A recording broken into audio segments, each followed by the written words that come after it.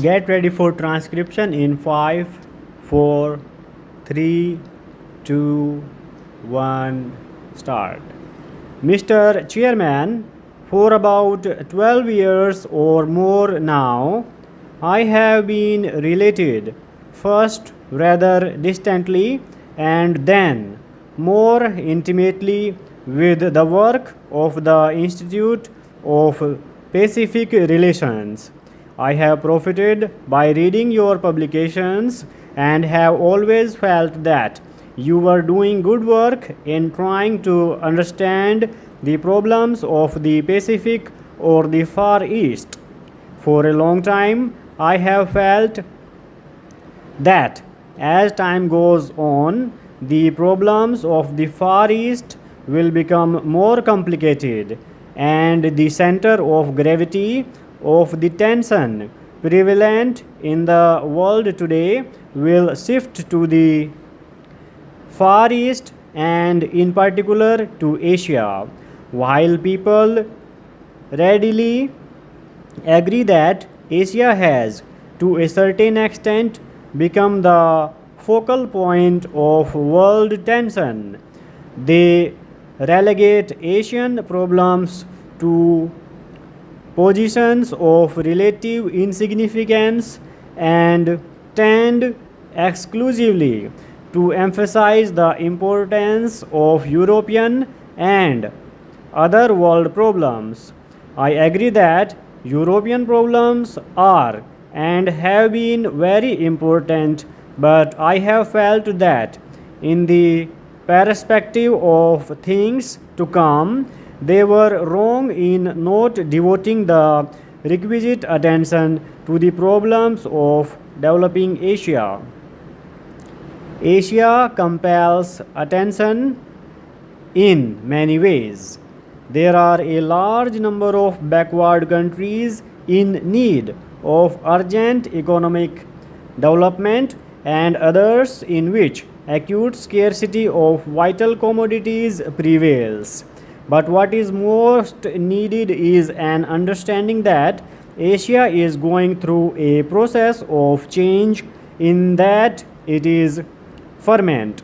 Some parts of Asia are quiet and relatively peaceful, whereas others are torn by external troubles and disturbances. I am not referring to the external situation so much as to the characteristics inherent in the personality of Asia. I do not claim that this change is peculiar to Asia. Perhaps it is taking place all over the world. In Asia, we have been kept down and are now trying to catch up with others who are ahead of us. We have been engrossed in things of the past, and time has passed us by. We have not been able to keep pace with it, and so we must run. We cannot afford to talk, but then when we run, we also stumble and fall and try to get up again. We realize that speed, especially in an age old continent like Asia, involves risks and dangers, but we have no choice in the matter. If you seek to understand us, you can do so to a limited extent.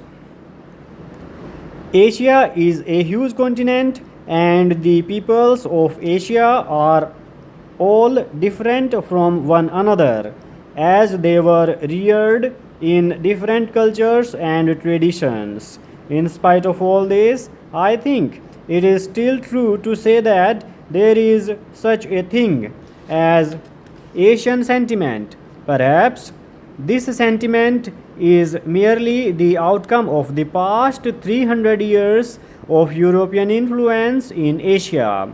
Personally, I do not believe that any profound difference exists between the Orient and the Occident. Such differences as can be accounted for by history tradition, and geography exist even among the Asian countries and, in fact, even within the same country. Probably the existing differences mainly arose from the fact that certain parts of the world developed their resources and became prosperous while others were completely unaffected by the Industrial Revolution. I think that thinking in terms of the Orient and the Occident sets us on the wrong track. As a rule, the same type of problems lead to the same results everywhere. At the same time, there are certain countries like India and China with pronounced national characteristics where history and tradition exert a profound influence on the course of events. I am sure there is a great deal of good in this tradition. We should have gone under, but for that, we have survived on account of the good in our tradition and we propose to hold on to it. At the same time, I have no doubt at all that it has a great deal that is bad too. It prevents us from doing the things we ought to do, so that between the good and the bad, and between the past and the present, we do not quite know what we are going to do and what we should do. If you ask me about India, it would take me a long time to tell you about all the aspects of our problems. Our difficulties are not only external but also of the mind and spirit. There are certain tendencies that carry us forward and others that retard our forward movement and compel us to look behind. Progress consists in having the essential things of life, and in that sense, we obviously must have progress. We are going ahead, and I hope rapidly. We are harnessing science in the service of the nation.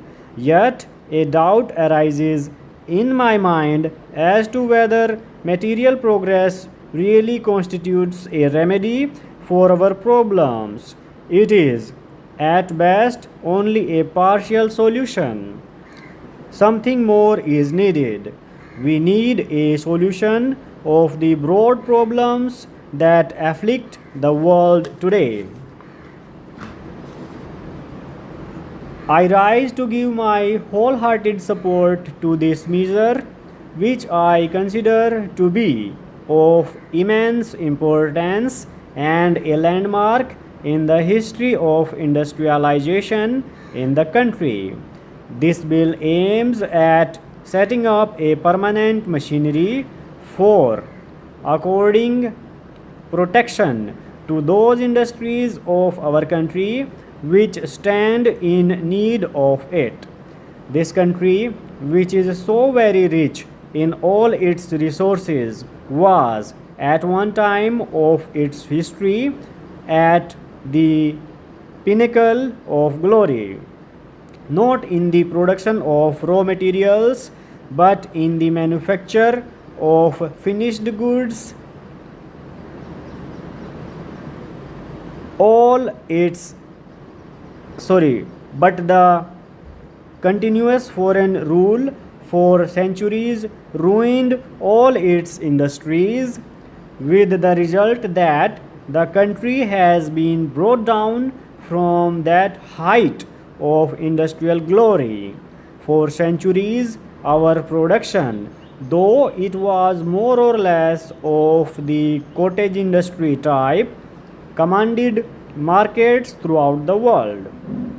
We know what steps were taken by our foreign rulers to discourage our home industries and to raise the protective tariff walls in their own country to make it industrially sound.